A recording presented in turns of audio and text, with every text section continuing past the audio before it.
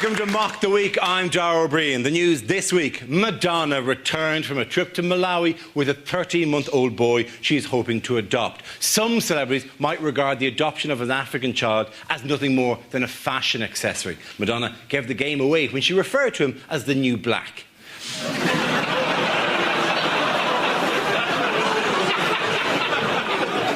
Madonna strenuously denied the adoption was a publicity stunt, while gyrating naked on an illuminated cross outside the orphanage. The Malawi authorities have insisted that if any foreign pop star wishes to adopt a local child, they will need to stay in the country for 18 months. Michael Jackson said that's fine, as long as he can sleep in the orphanage. Oh, you're very disapproving tonight, aren't you? Ooh. Army Chief Sir Richard Dannett criticised the government strategy on Iraq, where British troops are being shot at on a daily basis, although it'll obviously get much safer when the Americans leave and it's only the Iraqis firing at them. It was revealed this week, because this is a great joke and you don't listen, you're going to love when this one goes. The roof, because up till now, I think you've been giving 60%, right? I don't want you to hold back, because, these are great jokes. They've been crafted for hours. OK. I built it up too much, haven't I? It was revealed this week that 2 terror suspects have apparently been on the run for months in the UK. One of them escaped from a high-security psychiatric hospital through an open window. Of course, had it been a maximum security psychiatric hospital, the window would have been closed.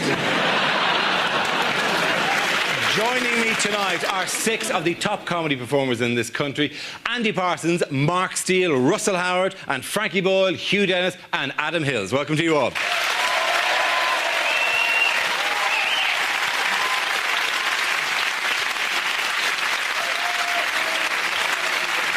All right, our first round tonight is called Headliners. I show the teams a recent photo along with the initial letters of a newspaper headline. This is a picture of Tony Blair visiting the troops in Iraq. There he is. So what does BARB stand for? British Army Rape Blair.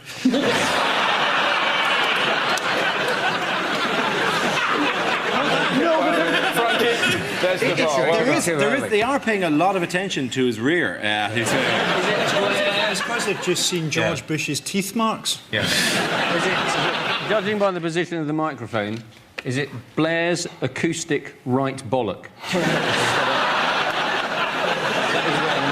He's where the microphone That is the right answer. That is what it is. Blair's or is it the guy in the right bottom bollock. left? It was in the Daily Telegraph. Yeah. Is it Blair Ace's rap battle? I'm Tony B, you don't know me. I'm very impressed by the way that they seemingly ran out of camouflage gear when Tony Blair arrived. It's not very good camouflage, is it? I can see all of them. Is it Blair accidentally rents Brokeback? How does one accidentally rent Brokeback? I don't know, but a lot of people claim it's easily to. done, though. I watched it with my dad. It was really funny. You watched Brokeback Mountain with your dad? Yeah, it was really great because he... I didn't mean to get into this, and if he's watching, you know you did. Not that. No, you didn't do that. It was fine, we got on. But he was... I've got this entirely up. There we go, Ashes. Would you have to start all of this entire story again? Hey, I watched Teen Wolf move. But it was really funny because my dad didn't know it was, had a massively gay theme. And he was watching it, and you could just see him pulling that kind of dad-like face to go, bit slow. Bit slow. It's not the bumming that puts you off. No, it's just a bit slow. It's not dramatic enough for me. Did you hire it out? No, I suggested it is the word, Adam. Was there a point where your dad looked at you and went, Russell, what are you trying to say? Yeah, I was listening to Rufus Wainwright at the time. In a fey way, just wandering around. In a pink romper suit. Yeah. Can we definitely cut all this? I didn't It's been the only goal so far, to be honest. So yeah, it's going in. Has to go in. In fact, I'm going to stop the recording right now. So we have to run it all verbatim. And the BBC, we were very short of it. We put everything in. Dara, incidentally, you were talking there about Michael Jackson, and this is something that's puzzled me about Michael Jackson, is that no one's really given a thought to all the paedophiles that lived near him, because they were stuffed, weren't they? Because kids would come up and go, say something, and they go, rabbits. There's a bloke round the corner who's got giraffes. Stuff. That's a You're right. Not enough people have given a thought to their plight, the situation. We've put that right. Maybe we should have some sort of charitable day for them, a telethon of some description, to get them better animals with which to lure children in. Let's give a gazelle to a paedophile near you. We're raising money to give hamsters to paedophiles. OK, I'll give you a clue. The B stands for British. A stands for Army. Am I right? Yes, it does. Is it British Army Rifle Bollocks? No, it's not British Army Right. There was never a headline in any paper that said British Army Rifle Bollocks. Show me the paper that The says Kingston Tabloid Press is shocking, I tell you. but on adoption horse shit. You're not going to get that. British Army. I'd like to have a risks- crack at it now. Yeah. Why don't you tell us the fourth one? I reckon I can put it together. The fourth word is breakdown. Is it British Army Risks Breakdown? That's exactly right.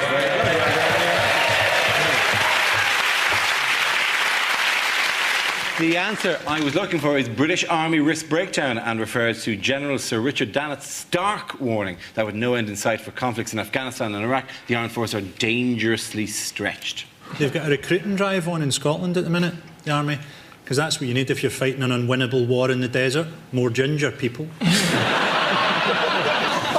The thing that I thought was astonishing, first of all, that the chief of the army would come out against the war that the government sent him into. But then, having said that, that Blair's tactic, he just went on the television and said, no, this chap hasn't said anything that I disagree with, he agrees with me at all, even though he said we shouldn't be there and we're making it worse. And he's become a compulsive liar, Blair, isn't he? Just one of these people who lies when you know it's bollocks. His next press conference, he'll just say, thank you all for coming, I've got a leopard at home. My dad invented cheese. I've got a fridge made of gold. I can jump over my house. My mum's the Queen. He's just gone mad. But they want to use the army for everything now, though, don't they? The government do, because they didn't Blunkett say this week they wanted to use the army in Lincoln Prison or something. Yes, well, Blunkett apparently rang up the guy in charge of Lincoln Prison during the riots and said that he should send in the army to machine gun the prisoners. Was the phrase he used. Machine gun? Machine gun. Hasn't he seen the damage they can do? It's lucky he hasn't got one himself, because that is actually a special skill for a guide dog, isn't it? He essentially would become like a machine gun caddy. David Blunkett would just say, range, and the dog would go, 40 yards. Yoda is his guide dog. I don't actually know. Resign from the cabinet, you must. All I'm saying is you don't want David Blunkett with a machine gun. No, it wouldn't be David. No, to be fair, time. He never said, "Hey, I'll go down there and machine gun the prisoners." He said, "Send the army in, and they'll." Because these guys are I trained. personally would like to see David Blunkett join Fathers for Justice.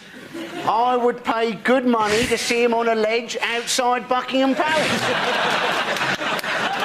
The best story about prisons this week is apparently to rehabilitate violent prisoners, they're making them play Scrabble. Have you seen that? Yeah. Yeah, and they get paid £1.10 if they complete a game of Scrabble for 30 minutes, which is just excellent. It's just the idea of some bloke, I killed many times, but I'm better now, thanks to Buckaroo. Don't they tend to play Buckaroo with their cellmates anyway? Oh, he's throwing the saddle again. And certainly, the opening of this show, in which one of the panellists said, "I watched Brokeback Mountain with my dad," won't have laid to bed any of those.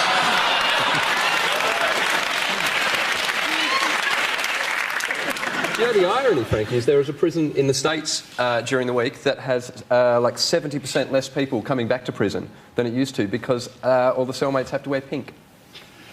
That's because they've escaped. No. All the cellmates and all the cells were painted pink, and the entire jail was painted pink. That may be why they escaped. If they're all dressed in pink and the entire jail is dressed in pink, they just have to move along, and then they're out. If the Scrabble thing does continue, you won't be quite as scared when they say there has been a riot in the prison. The prisoners are on the reef throwing tiles, because they'd be like, "Take an eye, ting! Take a J, ting! Another bloody eye, ting!" Because that's the noise the Scrabble tile makes as you throw it. It's funny you should say all of I've that. got vicious pins and needles. I genuinely have. Oh, God. I'm in genuinely real trouble. This is the sort of British sportsman we've come to expect. Really helped me leg. So, Russell, You're the youngest, Russell. Russell, you're like at least 10, 15 years fitter than any of us here, Yeah. and you're the one whose legs have both fallen asleep from sitting in a chair. If you're like this now, by the end of the show, Hugh's arse will prolapse. the two main things I've learnt about you tonight, Russell, are that you watched Brokeback Mountain with your dad, and you've got vicious pins and needles. You're not going to get the job for Newsnight, are you? Minister, you said this, but on the... Oh! That'd be a great one. Okay, let's move back to the iron for a second. Why was this week... Oh, God, you're all right, you okay? Yeah, no, I'm actually fine. I've got Do you want- hey, do you a want- small fella down there who's just giving me a massage. Cheers, mate. Would it be your dad? I wish by I any knew how to chance? call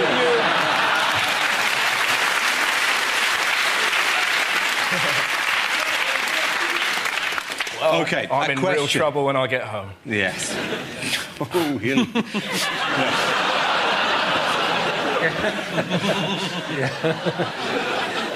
Why was a former army poster boy in the news this week? Oh, this is great.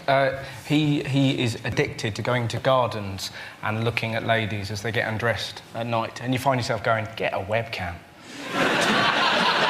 It's a lot easier. You'll catch cold. Yeah, but it's the difference between, like, listening to a CD and listening to a band live. You know, live is just much more exciting. They said that he was one of the best exemplary army cadets or whatever that they ever had. How good were you in the army if you can't go into a student's garden and peep without getting caught? You presume that the finest camouflage training, night... Absolutely. Well, no. It's a lot simpler. You just make sure you got like a red hat, fake beard, always carry a fishing rod. As soon as she looks at you, kneel down, you're a gnome.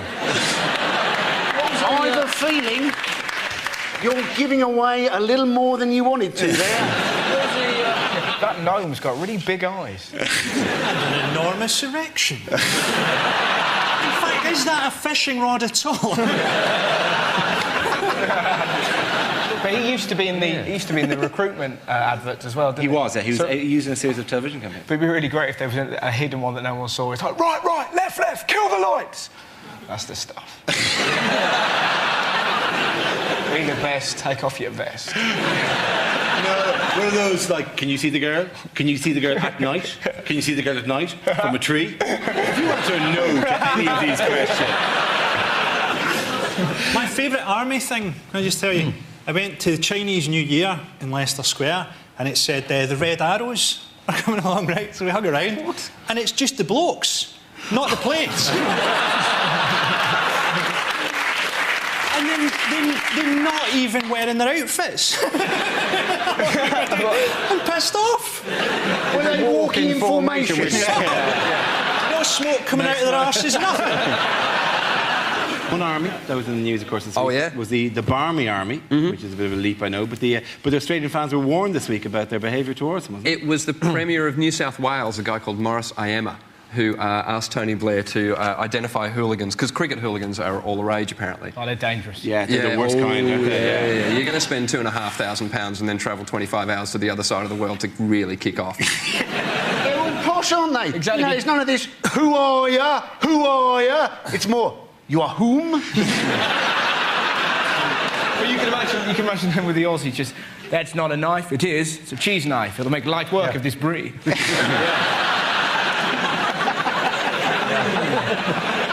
And I love the English fans and the Barmy Army. I watched the Rugby World Cup final in Newcastle upon Tyne, in a place called Bar Oz, and I thought I was going to be safe, and there were like 5 Aussies in the corner, and there were 500 English. And borderline racist, almost violent chanting, but very funny. Yeah. 5 Aussies, 500 English. We get $3 to the pound. We get... When you're heckling the exchange rate, that is inventive. We were very excited, though, weren't we, by the old Rugby World Cup? You know, because obviously the England rugby team, we've won very little since, but we were thinking, weren't we? We were thinking of making rugby our national sport ahead of soccer until we realised that only 8 countries in the world give a monkeys about rugby, and 4 of them are us. The Barmy fucking Army easy. it just doesn't sound scary, does it? It's like some of the football hooligan groups. You've got like Psycho City, Tongmore Slashers. There's one called the Chesterfield Bastard Squad. How fun is that? I really want to join, but I know who my dad is. And you know what he likes.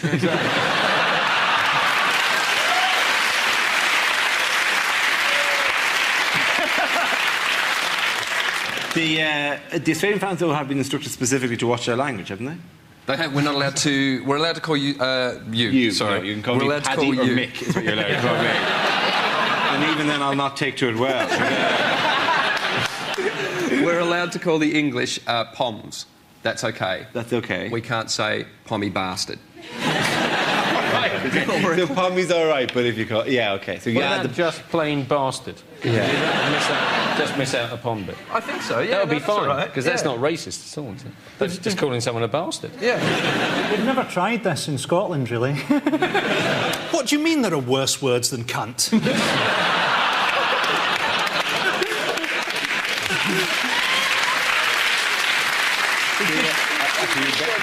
I should clear, just giving a bit of a gap there because, you can enjoy that in the studio. That's never fucking going out.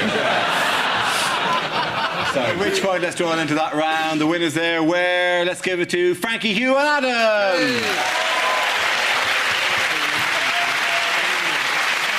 The next round is called Between the Lines and it features Hugh and Frankie. If you could make your way to the press pit, please. Thank you. In this round, one of them takes on the role of a person in the news addressing the media, while the other translates what they really mean. Frankie, you are Conservative Party leader David Cameron making a speech. Hugh, you will tell us what he really means. I am here to launch the Conservative Party manifesto, which is substantial. A child's drawing of an oak tree and 300 blank pages.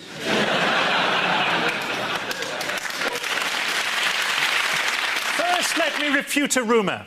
People say that I am posh. I am not. And you can ask my footman. I believe that politics should be about more than style over substance.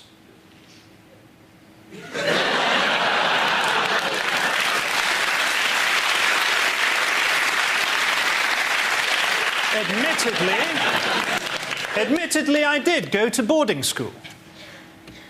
I was briefly gay. But Eton is a school with great tradition. The weakest child in every year is sacrificed in the school pyramid to appease the god Imhotep. The world needs to form a coherent plan to deal with global warming. I've got a little windmill on my roof. I want to reach out to ethnic minorities in Britain. Give them a fiver and say, would you do my garden? Well done, Hugh and Frankie!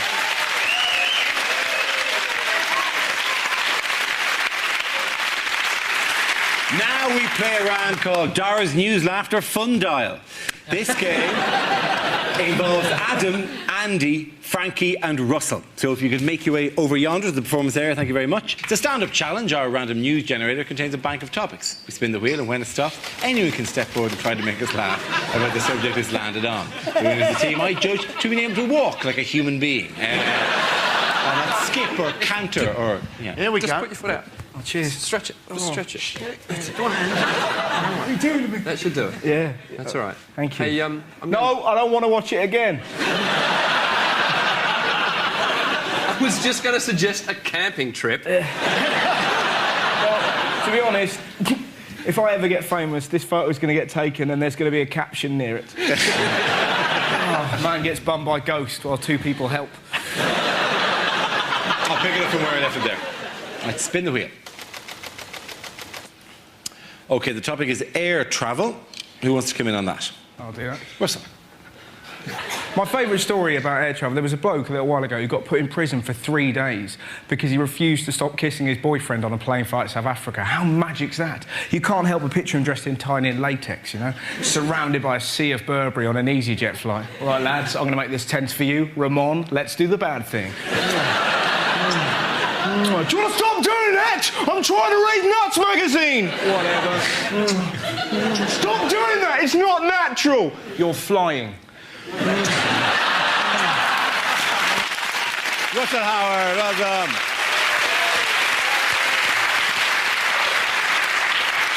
OK, let's spin the wheel again. The subject is George W. Bush. Who wants to come in? Oh, yes, please. Adam. I think the biggest mistake George W. Bush made in his presidency was the way he dealt with the aftermath of Hurricane Katrina. Because seriously, that should have been easy. All he had to do was go to New Orleans, look like he was helping out, people would have loved him. And he still screwed that up. And whether or not you like Bill Clinton, I reckon Clinton would have known what to do in that time of crisis, because Clinton could spin public image. He could make himself look good when it counted. 3 days after the hurricane hit, George W. was still watching television. Here, Storm, should I do something about this? Clinton had been in charge. He'd have been standing on the New Orleans docks the day the hurricane hit with a camera crew behind him, his pants around his ankles going, "Hey, Katrina, blow this." Well done, Adam Held. OK. Andy and Frankie, it's up to you. The next topic, please. The next topic is religion. Andy steps to the mic. Muslims do take their religion very seriously, I think at least in part because they have to pray 5 times a day. Anything you've got to do 5 times a day, you tend to take pretty seriously. We are all supposed to eat 5 fruit and veg every day. Now, we struggle to do that, don't we? Now imagine you had to eat those 5 fruit and veg at set times every day when some bloke up a tower started wailing fruit and veg at you.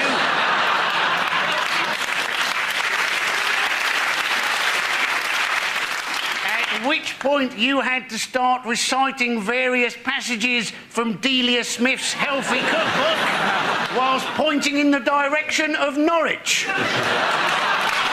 Very good, Andy Parsons. So let's see what's left there for Frankie. What's the next topic? And the topic is sport. Apparently, Scotland games now at Hampden, they've actually banned food from the ground, and they search you when you're going in to make sure that you've not got food on you. Nice to see that we've got our priorities right, isn't it? What's this, sir, a knife? I hope you weren't planning on making sandwiches. Now, a Scottish guy is the #1 British tennis player. I've not checked my Nostradamus, but isn't that one of the harbingers of the apocalypse? The only time I'd previously seen a Scottish guy playing tennis, it was someone playing charades, attempting to mime the word homosexual. Frankie Ball. Impossible to divide it. Points for everyone. Well done. Points. It's the last show. All get points. Come back. Give them all a round of applause. Our next round is called, if this is the answer, what is the question? Here's our big board with the 6 categories. From the categories chosen, I read out an answer and the players have to guess what the question might be. Adam, which category would you like? Transport, please. OK, transport it is. The answer is crazy, loopy and un-British. What is the question? Is it what is Mohammed Al Fayed? Is it what is Prince Philip? Is it who are the arch enemies of Snap, Crackle and Pop? What nicknames has Madonna given her children?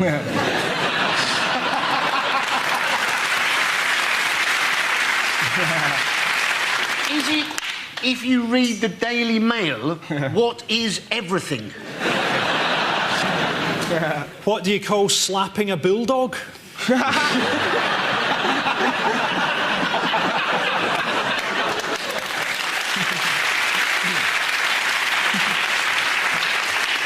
How would you describe the Chelsea goalkeeper immediately after he'd been kneed in the head? You sick fucker, Parsons. Don't worry. It's like the Hammond gags. They never go in. I actually know the answer to this one. I think it's what people were saying about the lady who was wearing the crucifix for British Airways, Peter Hain, people like that. That's absolutely right. Well done, Andy Parsons. There you are. Yes, the question I was looking for was, how did public figures describe British Airways' decision to send home an employee for refusing to cover up a crucifix necklace? Check-in worker Nadia Ouida argued she was being unfairly treated and said that Muslim and Sikh employees were still allowed to wear headscarves and turbans. Now, obviously, the distinction is that she could have put the crucifix under other clothes, where it's very difficult to hide a head like a turban, unless they gave them all like afro wigs. The problem was, though, wasn't it? Was that it was only the size of a 5-pence piece. She should have had a much larger cross and worn it on her head, and then she'd have been absolutely fine, wouldn't she? She should have been nailed to a cross while she was doing the safety demonstration. The exits are here.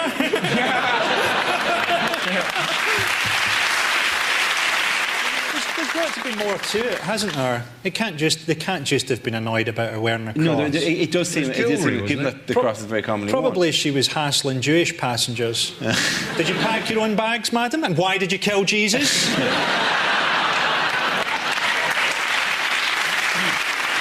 Well, I just don't think that people are going to be that worried about seeing somebody wearing a crucifix when they get on the flight. I think they might be more worried if they saw the pilot get on and he starts going like this.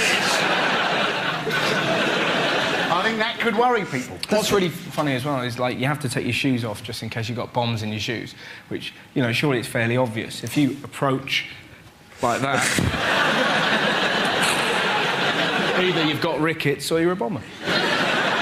Or you've got pins and needles. And you could just pass it off with that. The guy that put the bombs in his shoes, he wasn't actually a terrorist, wasn't he? Just a nutter.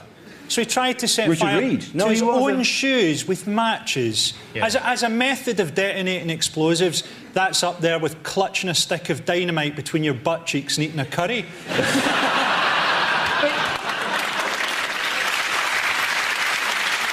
Adam, you've probably travelled more internationally in the last while than any of us. How is security at the moment? Are you having any difficulties? Yeah, I've got an artificial foot, as you know. Yes, I do know that. So, clearly every time... I don't know if you knew that, Hugh. I have an artificial penis. So I decided not to, compare notes on that later. And it does have metal bits on the side. So going through airport metal detectors is just brilliant. Really? I went through Heathrow Airport 3 days after September 11, and reaction to the foot was great, because I walked through and, of course, everything's gone off, and they're right over here, put your arms out, and they patted me down. And they got to that moment where they kind of knocked on the foot, and there was a wooden sound. And the guy just kind of looked at me and just went, right, what's going on down there? In all innocence, I just went, oh, it's an artificial foot. And he just went, oh, geez, go through, mate. No, just go through. No, it's all right. And I was kind of thinking, well, check, there could be a knife. No, just go, mate. I don't care if the plane goes down. I don't want to offend a spastic. Just go, for God's sake. But when you're going to one of the ones in which you have to take off, when there's a bit of a rigmarole anyway, and people are sullen, they spend the entire day looking at people sullenly going past, going, well, here's my belt, and here's my shoe, and then you could just go, and I'll see your belt, and I'll see your shoe, and here's that leg. Did you just take your shoe off? Or did you just take the whole thing off? No, the shoe comes off first, and then I put it on. I usually use it to... You made that sound actually kind of sexy. The shoe comes off. And then, if needs be, the Velcro. Yeah. Velcro? Yeah, it's held on by Velcro. Is that Velcro straight onto the hair of your leg, or is it... Two other bits of Velcro. That would be ridiculous. It's Those really cutbacks in the health service are really kicking in, aren't they? What was you expecting, a dovetail joint? Yeah, well, ideally, or some sort of modern prosthetic, masking tape, maybe. Yeah. How'd you get toes that did all the different functions of a Swiss Army knife? I do have toes on it. Huh? I do, yeah. I think the question everyone wants is, get your foot out, Adam.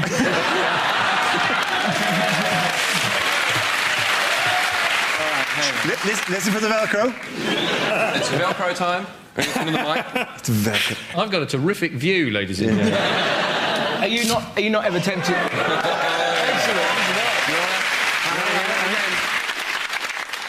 Have you ever thought of just going "arr" when you take it off? What I want to know is, have you ever got pins and needles in your artificial foot? Right, the foot. Oh, hello. Not that one! He's removed the wrong foot. That'd be NHS, wouldn't it? Right? That was actually Hugh's Wasn't penis. his foot, please. Oh. Yeah, go for it. It's like show and tell, isn't it?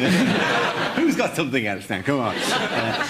I'm impressed by the fake toes because presumably there's no good, like there's no tactile reason for the air. There's no essential. Do you know what it was? better. It was because when I was about 14, getting to that age in a boy's life where, you're having things going on, and doctors basically sat down with me and said, is there anything the other kids can do that you can't? And bearing that I grew up in Australia, I said, yeah, I want to wear thongs.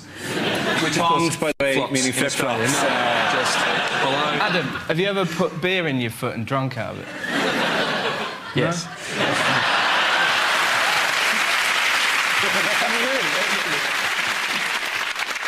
What they did, the reason there are toes there is because when I said I want to wear flip-flops, they made me one that had a gap there so that I could put flip-flops in there. But it didn't work because whenever you walk in flip-flops, as you walk, you grip with your toes to hold the flip-flop on. So you used to go ding, Yeah. and firing them off in every direction. So my mum then put Velcro on a flip-flop.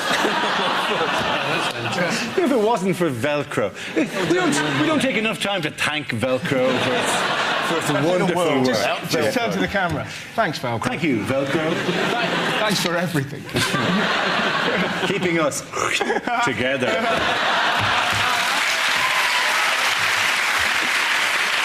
Thank you. Thank you, Adam, for what could have descended into freak show territory, but you held it together with an enormous amount of dignity, as we basically said, show us the weird thing! Show us the weird thing now! Who wants to Let us see the unusual limb that we remember. Who wants to see my artificial penis?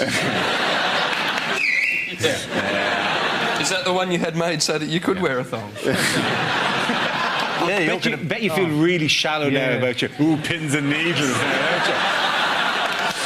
It's a really mediocre leg complaint. The thing is, I was tap dancing outside his dressing room earlier. I feel like an arsehole. On travel news, of the greatest travel story of the week was Tina the tortoise. Tina the tortoise lost a leg, so they attached a rear wheel to the back of Tina's shell. Did they attach it using Velcro? When that tortoise goes to do a TV panel show, all the audience will be going, show us the wheel! Now, what happens if that tortoise is set upon and someone steals the wheels and you find it up on bricks? What's his name? Is it Tina? Tina. Tina's Her name is Tina. There's no way that Tina's going to be able to hide from people she doesn't like anymore. Because before you can hide in your shell, that could be anyone. Tina, we know it's you. You've got a wheel. All right, Dave, how you doing? Not bad. I think the other tortoise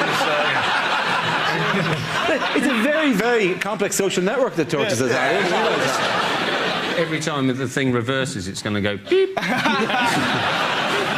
To be honest, it's going to make fuck all difference to that tortoise. You said Dad doesn't know what's going on. It barely moves anyway. They're going to put it in a box at Christmas and it'll die. Well, there you go. You certainly can't see the back of it, can it? Thank you, Frankie, for steamrolling our gentle whimsy there. For taking our sweet little commentary about Tina and how this has changed her life and just going, Tina will die like the rest of us. Tortoises don't hibernate, they live to one. Basically, is what I've discovered. Really? Well, They just don't. going by Blue Peter. But does this mean, though, if one of the parents accidentally, Tina dies, right? Do they have to go to a pet shop, buy a similar-looking tortoise, get rid of the leg, stick another wheel on the corner? They're going to know whether that one's well or not, because it's got to have an MOT every 3 years. While we're discussing childhood and upbringing, by the way, the story that we couldn't possibly fit in under either armies or transport, Madonna. Oh, no, that's fantastic stuff. She apparently has got a wheel attached to her leg. She has. This is the thing about Madonna, though, is that essentially it is rich parents, isn't it? Rich family adopt child from abroad, and the family of the child are very keen to get rid of it, which is essentially the plot of The Omen. What bothers me about it is that the only black role models this wee boy will have are homosexual backing dancers. Presumably, David seems a bit of a normal name. Presumably that's have to change to Budapest or Granite. Something like that.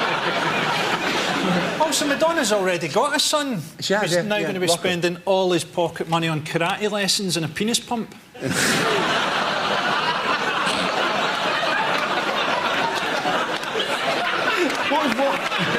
After, we should have a little horn every time you speak. It goes, Frankie. There's the things nobody says. It's Frankie. We should get a sting. We should get a little musical thing that goes Frankie and his world of light.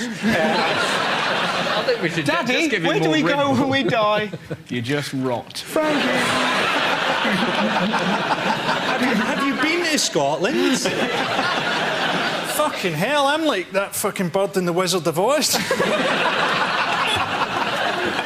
So if you have a kid that has a tortoise, you'll go, oh dear, I'm very upset. You know, the poor child will be upset because the tortoise is still alive. Let's go out and get a dead one. And They die anyway. You keep trying to teach us that tortoises die, and we refuse to believe you. We think they go on forever, Frankie. You're going to bring one in next season and go, look at it, it's not moving anywhere. Let's get a fucking show pet next season, right? Yeah, yes. I guarantee you it'll fucking die in the middle of episode 1.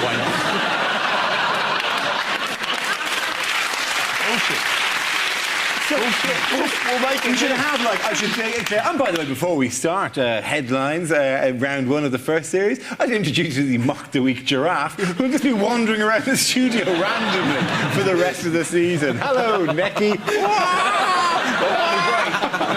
And then you'll just see him behind there, just slowly, and then bang! Right to the middle of scenes we'd like to see. A dead giraffe will come slumming through the screen. You laugh, but that would be a better show. Absolutely. Who gives a fuck about the news, really? We can totally do that. people tuning in going, what's the pet this week? It's a monkey. Oh, Toto over here. I've got pins and needles. That's the stuff. I had no idea monkeys died so suddenly. It'd be great to see a bonobo chimp rip through that screen during one of the stand-up bits. I'll tell you what I think about the government. Oh, hello! Tearing the contestant's limb from limb. Just Frankie's like that. No, Frankie! They've got to learn. Shot him in the face. They should have a grizzly bear on University Challenge. That'd sort out them posh fuckers, wouldn't it? At the end of that round, the winners were Frankie, Hugh and Adam.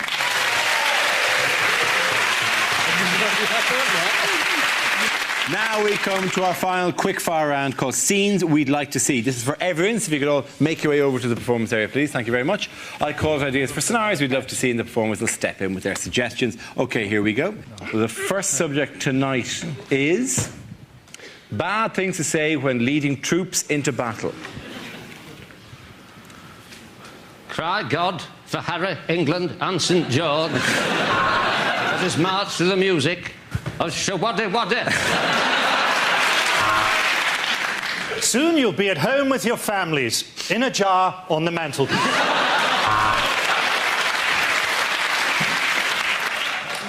Have you been injured at work?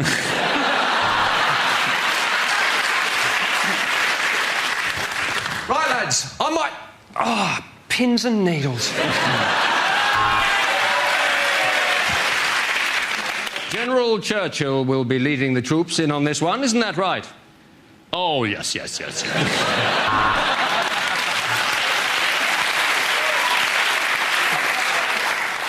It'll be absolutely fucking hell, they're massive! Our best hope is that the enemy kills so many of us, they become slightly depressed.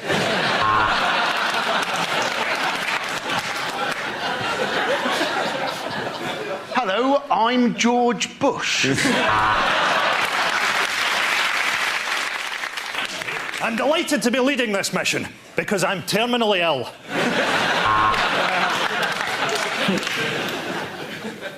I am General Blunkett.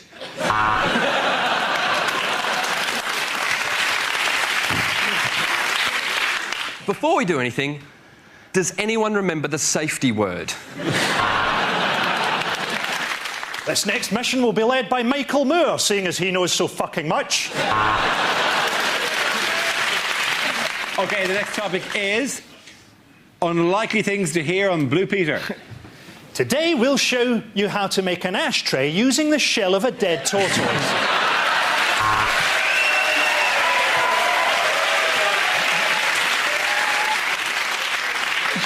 And welcome back, John Leslie.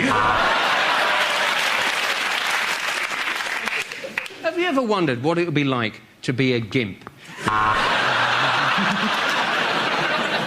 When we say the vandals have killed the goldfish, we mean they've shat in the pond.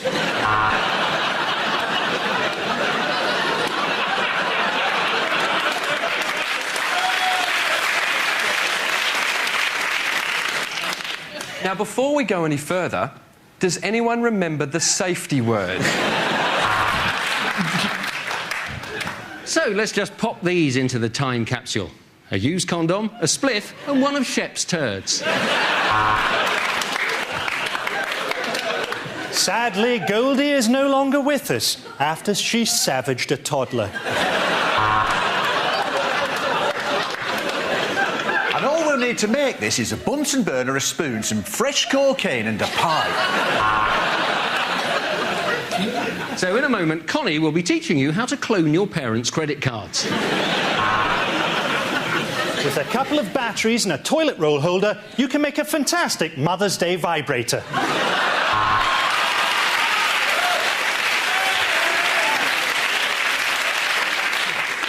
So all you need is an orange, a belt, a door frame, and a pair of stockings. Look at that!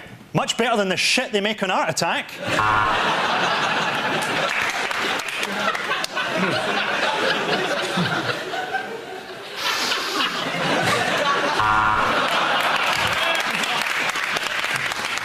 Well, let's open up the Advent calendar, see what we've got. Ah, anal intercourse. Let's leave it at that, ladies and gentlemen. At the end of that round, I think the points will go to Frankie, Hugh and Adam. Everyone come back. Everyone come back. That's the end of the show. That's the end of the series. This week's winners are Frankie Boyle, Hugh Dennis and Adam Hills. Commiserations to Andy Parsons, Mark Steele and Russell Howard. We'll hopefully see you again soon. I'm Darby. Thank you very much for watching. Good night.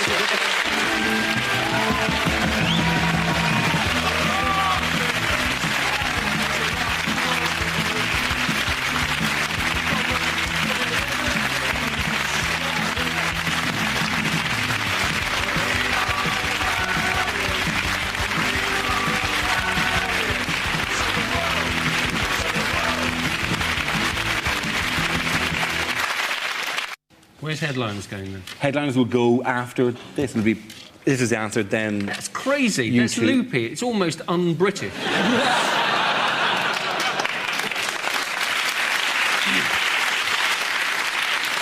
You just used me to set up your joke there. I'm afraid I did. And I think, How's in a way, your we've arse always used Ireland like that.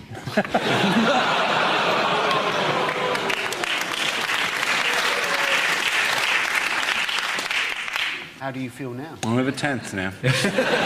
Are you sure you don't feel... Loopy, crazy, and proudly un-British. OK.